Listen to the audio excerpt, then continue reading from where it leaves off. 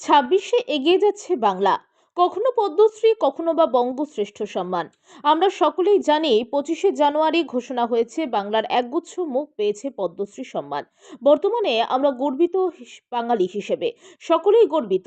সেই প্রাক্কালে দাঁড়িয়ে উত্তর 24 পরগনার ব্যারাকপুর লগ্ন ভিলাতে বিশিষ্ট সমাজসেবী ডক্টর সৈকত চক্রবর্তী ও ট্রুথ ওয়েল এর উদ্যোগে বাংলার বিভিন্ন স্তরের 33 জন বিশিষ্ট সম্মান প্রাপককে সম্মান দেওয়া হয়।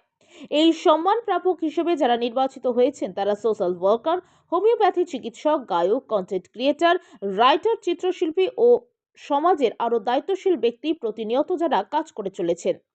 আর এই অনুষ্ঠানে বিশেষ অতিথি হিসেবে উপস্থিত ছিলেন বাংলার বিখ্যাত টলি জগতের অভিনেত্রী দেবলীনা দত্ত। তিনি আজকের অনুষ্ঠানে বিশিষ্ট ব্যক্তিদের হাতে তুলে দেন মেমেন্টো এবং সার্টিফিকেট। আজকের বিষয় নিয়ে তিনি জানান, আমি এখানে উপস্থিত হয়ে নিজেকে ধন্য মনে করছি, কারণ প্রাইজ পাওয়ার থেকে প্রাইজ কাউকে তুলে দেওয়াটা আমার কাছে বিশেষ মুহূর্ত বলেই মনে হয়। তিনি ঠিক আমাদের সংবাদ মাধ্যমকে কি জানাচ্ছেন এবং ট্রুথ ওয়ালের উদ্যোক্তারাও ঠিক কি জানাচ্ছেন শুনে নেওয়া যাক। ব্যুরো রিপোর্ট, TV16 বাংলা, সর্বদাই নিরপেক্ষ। আবার এরকম একটা সম্মানের ব্যবস্থা যেহেতু হলো বঙ্গশ্রেষ্ঠত্ব সম্মান, যেটি সজিত এবং সৈকতবাবু আমার সঙ্গে যোগাযোগ করেছিলেন, যে দুজন আর কি। আমি শুনলাম যে কোনো একটি বিষয় নয়, বিভিন্ন বিষয়, তার মধ্যে পড়াশোনাও রয়েছে, তার মধ্যে কন্টেন্ট ক্রিয়েটিংও রয়েছে, তার মধ্যে অ্যাস্ট্রোলজিও রয়েছে, তার মধ্যে মিউজিক রয়েছে, সব কিছু রয়েছে।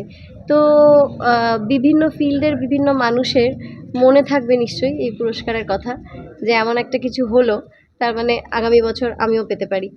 এটা একটা উৎসাহ, এটা একটা আরও ভালো কাজ করার চেষ্টা, আরও ভালো কাজ করার একটা উৎসাহ মানুষকে যোগাবে। প্রয়াস করতাম হচ্ছে লকডাউনের আগে, আমাদের অনেকগুলো অর্গানাইজ আমরা করেছি। ডিউরিং লকডাউন কিছু প্রবলেম হওয়ার জন্য আমাদের এই প্রোগ্রামটা বন্ধ ছিল।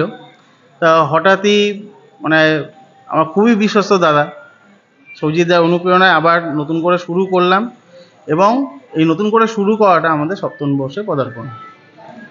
দাদা, দেখলাম আমরা দেবলীনা দত্ত ম্যাম এখানে এসে সবই আমাদের হাতে অ্যাওয়ার্ড তুলে দিলেন, কি বলবেন ওনার বিষয়ে? দেখুন, ম্যাডাম নিজে অসুস্থ হয়েও তার মধ্যে থেকে আমাদের উনি যে কমিটমেন্ট করেছেন সেটা উনি ফুলফিল করেছেন, এটা আমরা তার কাছে কৃতজ্ঞ। এবং আমরা যেটুকু তাকে রিকোয়েস্ট করেছি যে এক্সট্রা, মানে দেখুন, একটা প্রোগ্রামে গেলে তো কিছু কিছু আমাদের ক্যান্ডিডেটদেরও শুনতে হয়, তো সেই যতটা রিকোয়েস্ট রাখা যায় ততটা ম্যাডাম রেখেছেন, এবং তার জন্য মানে ম্যাডাম কোনো রাগ করেনি বা কিছু। তো এতটা কোঅপারেশনের জন্য ম্যাডামকে অনেক থ্যাংক ইউ।